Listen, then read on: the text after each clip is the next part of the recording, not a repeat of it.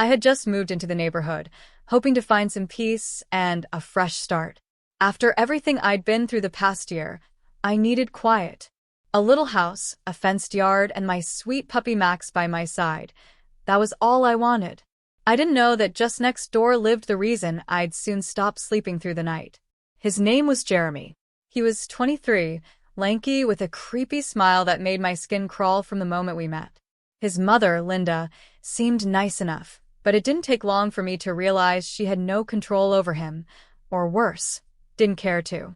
On my very first day, just as I was settling boxes in the living room, the doorbell rang. I opened it without thinking, and there he stood in a black ski mask. Before I could react, he pulled out a knife and barged in. I froze. He tossed a rope at me and barked, "Tie your hands." My body went cold with fear. I obeyed, trembling. Then he pulled off the mask, grinned like it was the funniest thing ever, and said, "Relax, it's just a prank. Welcome to the neighborhood." I stood there speechless, my hands still shaking. He walked out like it was no big deal. I called the police, but they brushed it off since no real harm had been done. It was a joke, they said. A bad one, sure, but he didn't hurt you. That's what they told me. I should have packed up right then. Over the next few weeks, Jeremy made it very clear that I wasn't going to have the quiet life I dreamed of. One morning, I stepped outside and saw all the flowers I had just planted uprooted, the soil scattered like confetti. When I confronted him, he laughed and said my garden was too perfect. The next day, I found deep scratches along the side of my car, like someone had taken a key and dragged it the whole length. There was no proof, but I knew it was him.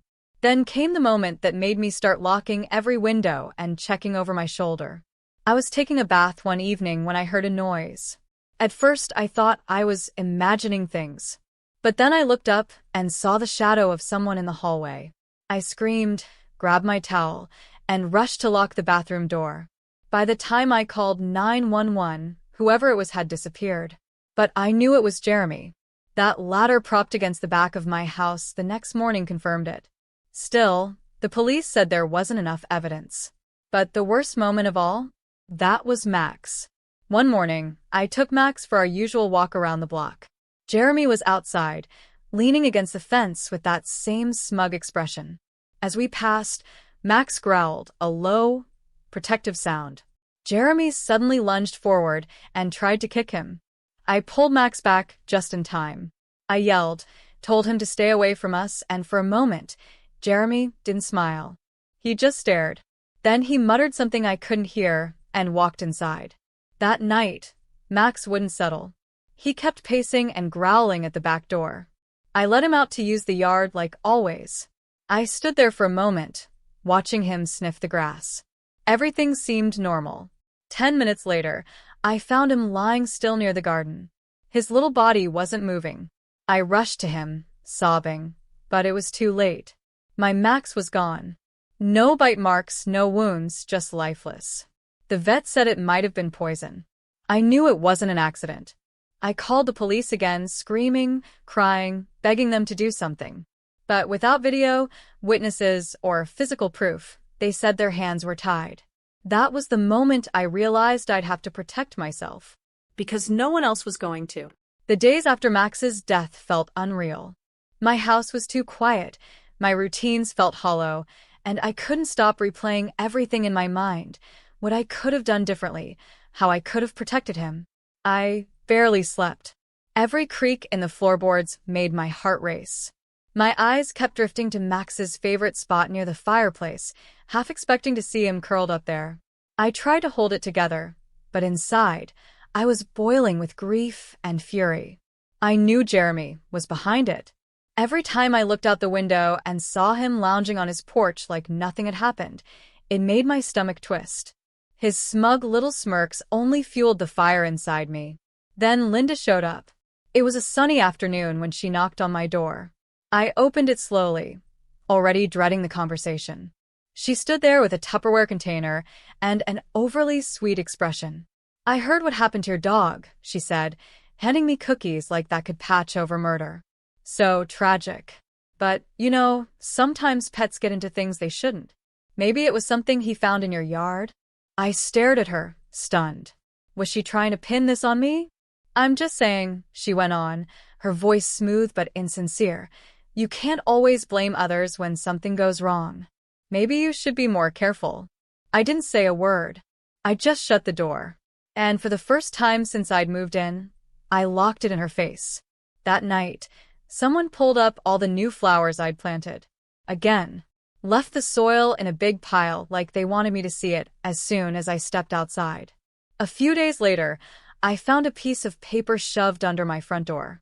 It wasn't folded, just crudely torn from a notebook with shaky, blocky letters that read, "Say goodbye to your house next." I froze. My hands were shaking as I picked it up. I looked through the peephole, through the curtains, but of course, no one was there. I called the police. Again. They came out, asked a few questions, but there was no proof. No fingerprints. No footage. And no one had seen anything. You should consider getting a camera system, one of them said. Just in case. Just in case? I should have had one from day one. That same evening, I drove straight to the nearest store and bought a full set of security cameras. I spent hours figuring out how to install them. I placed them over the porch, the backyard, even near the windows, anywhere someone could sneak around. From that point on, I started documenting everything. Every flower was yanked from the ground. Every scratch on my windows. Every sound at night. I wrote it all down with the time and date. If they weren't going to take me seriously without evidence, then I'd give them evidence. It didn't take long before I caught him on camera. A week later, I walked out to my car to head to work and saw all 4 of my tires slashed. Not just punctured, completely shredded. I stared in disbelief, then slowly turned my head. Jeremy was sitting on his porch, drink in hand, watching me. He lifted his glass like he was making a toast, then smiled. Not a single word, just that smile, like he was daring me to do something about it. And that was the moment I realized something deeper. This wasn't just about Max. This wasn't some bored kid acting out. This was personal. He wanted me scared. He wanted me to break. But I wasn't going to. Not now. Not after everything. I wasn't going to let him win. I thought I'd seen the worst of it with Max's death and the constant harassment, but I was wrong. One night, I was sitting in my living room, lights low, sipping tea, trying to unwind, when I heard it, a loud crash like the world had cracked in two. Glass exploded behind me. I dropped the mug, heart racing, and ducked low. My sliding glass door had shattered completely. In the middle of the floor lay a brick with a note tied to it. My hands trembled as I picked it up. "Next time it'll be you." I couldn't breathe. I called the police again. This time, they arrived fast. The officer on scene was younger, more serious than the ones before. He looked at the shattered glass, read the note, then asked about my security cameras. I showed him the footage. A hooded figure, caught from the side, sprinting across my backyard just before the glass broke. You couldn't see the face clearly, but it was something. A shape, a pattern. Proof. "This is enough to escalate," he said. "I'll file for extra patrol around your property." For a couple of nights, it helped. A marked police car passed by every few hours, headlights sweeping across the street. I finally slept lightly, but still. Then, just when I thought things might calm down, I woke up to the smell of smoke. It was just before dawn. I shot out of bed, heart pounding. My backyard glowed orange. Flames danced behind the fence. My shed was on fire. I grabbed my phone, called 911, and ran outside with the garden hose, but it was no use. The fire department arrived fast and got it under control, but the structure was gone. Everything I stored in there, tools, keepsakes, even some of Max's things, was gone. The fire marshal ruled it arson. Someone had broken the lock and poured gasoline. That was it for me. I wasn't going to just survive this, I was going to fight back. I gathered everything I had. All the threatening notes, all the screenshots from my security system, the timestamps, the tire photos, the entry logs I had kept after every suspicious sound or item moved out of place. I printed everything out, organized it into a binder, and marched into the police station. This time I didn't go to the front desk. I asked for a detective. After a long wait, one finally met with me. His name was Detective Ramirez. He listened, really listened, flipping through the binder page by page. "You've been through a lot," he said quietly. "This isn't just vandalism. This is a pattern. I'll look into it." I didn't know what to expect. I had gotten my hopes up too many times before. But a few days later, everything changed. Jeremy had been caught. He had broken into another neighbor's home just a few blocks down. An older couple had returned from a trip and found him in their living room, rummaging through their belongings. They called the police. He tried to run, but this time they caught him. When they searched his room, they found more than just the couple's stolen things. They found one of my stolen garden tools, copies of the notes he'd slipped under my door, and most horrifying of all, photos of my house, my backyard, my windows, and a folder labeled with my name. Detective Ramirez called me in. He didn't give me all the details, but he said, "You were right. All along. You weren't imagining this. He was targeting you." It was the first time I felt like someone believed me. Jeremy was arrested and charged with multiple counts: trespassing, arson, breaking, and possession of stolen property. The detective told me more charges might follow once they had sorted through everything. For the first time in months, I stood in my home and felt something I hadn't in a long time. Relief. Not peace yet. But the storm was finally breaking. When I got the call that Jeremy had been denied bail, I felt like I could finally breathe. Just a little. It wasn't over, but at least he wasn't out there watching my every move anymore. The prosecutor told me the decision came down to the growing pile of evidence and the discovery of something chilling: notes Jeremy had written, detailing plans to break into my home again. He had been mapping out angles, writing about my routines, even listing things he wanted to take. That knowledge made my skin crawl, but it also validated every fear I had been carrying. And once his arrest made the local news, something unexpected happened. Other neighbors, quiet people who had once looked away or avoided eye contact, started speaking up. A retired couple a few houses down told the police about garden tools going missing, a broken bird bath, and their motion lights getting smashed repeatedly. A single mother across the street mentioned her son's bike being stolen and finding her cat injured in the backyard weeks ago. She said she always suspected Jeremy, but never felt she had proof. Suddenly, my story wasn't just my own. Jeremy hadn't just targeted me. He had been tormenting others too, but I was the one who had pushed back. Still, just because he was locked up didn't mean the fear stopped. One night, a dark sedan drove slowly past my house. Then again. And again. It circled at least 5 times before vanishing. I reported the plate, but nothing came of it. A few days later, I started receiving typed letters in the mail. No handwriting, no return address. Each one was short, vague, and filled with veiled threats. "This isn't over. People like you always get what's coming." I had a feeling. A strong one. That Linda was behind it. She hadn't spoken to me since the day she tried to act like Max's death was my fault. But I'd seen her outside, standing on her porch, arms crossed, watching me. Not with worry or regret, but with hate. Like I was the one who had wronged her. Like exposing her son made me the villain. Still, I kept my focus where it belonged: the trial. The courtroom was colder than I expected. Not just in temperature, but in atmosphere.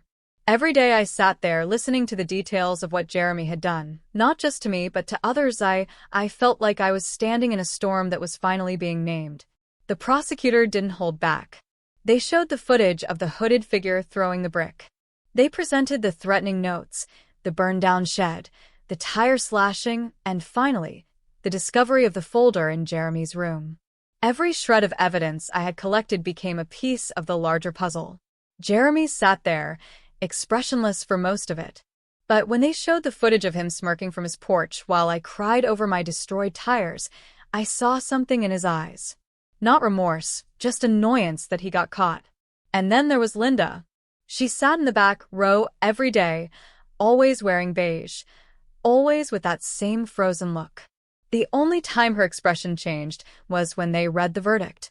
Jeremy was found guilty on multiple charges: arson, harassment, unlawful surveillance, attempted burglary, and more. The The courtroom didn't erupt. It stayed quiet, but inside me, something cracked open. As the judge listed the charges and the sentence, 6 years, with the possibility of more depending on the outcome of the ongoing investigations, I finally felt a weight lift. I turned to look at Linda as they led Jeremy away. Her glare was sharp, cold, and burning with quiet rage. But she didn't say a word. She just stood and walked out like the verdict had been handed to her. Too. Maybe it had.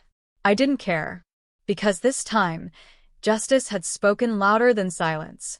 In the weeks that followed the trial, I found myself in unfamiliar territory, peace. It didn't come all at once.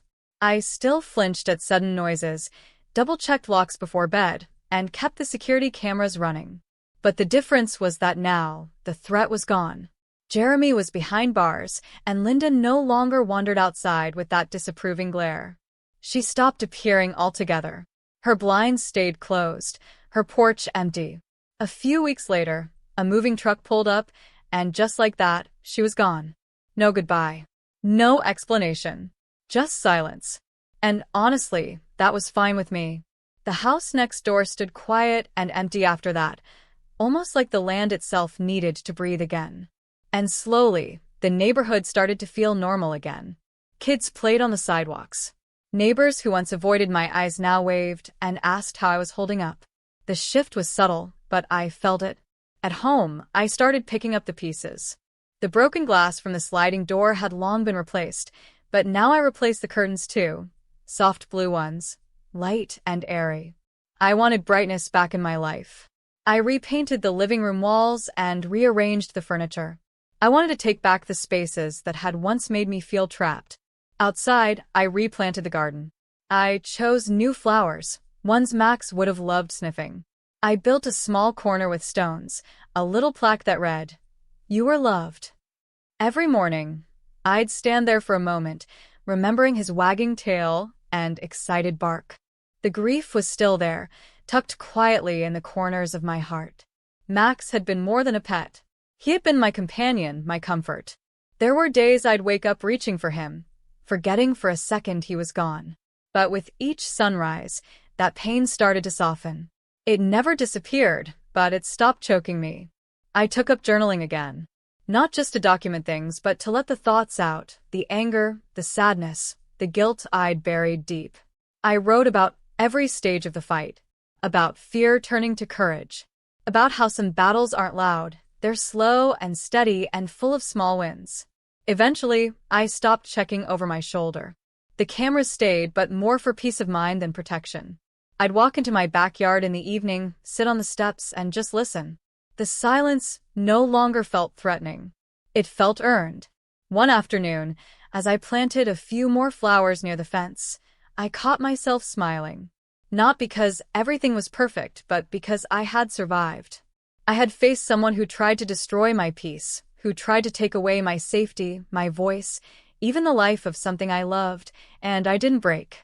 I had rebuilt my life not from the escape I had dreamed of, but from the wreckage I never saw coming. It wasn't the fresh start I had moved in hoping for, but it became something better. It became mine. Fully, fiercely, completely mine.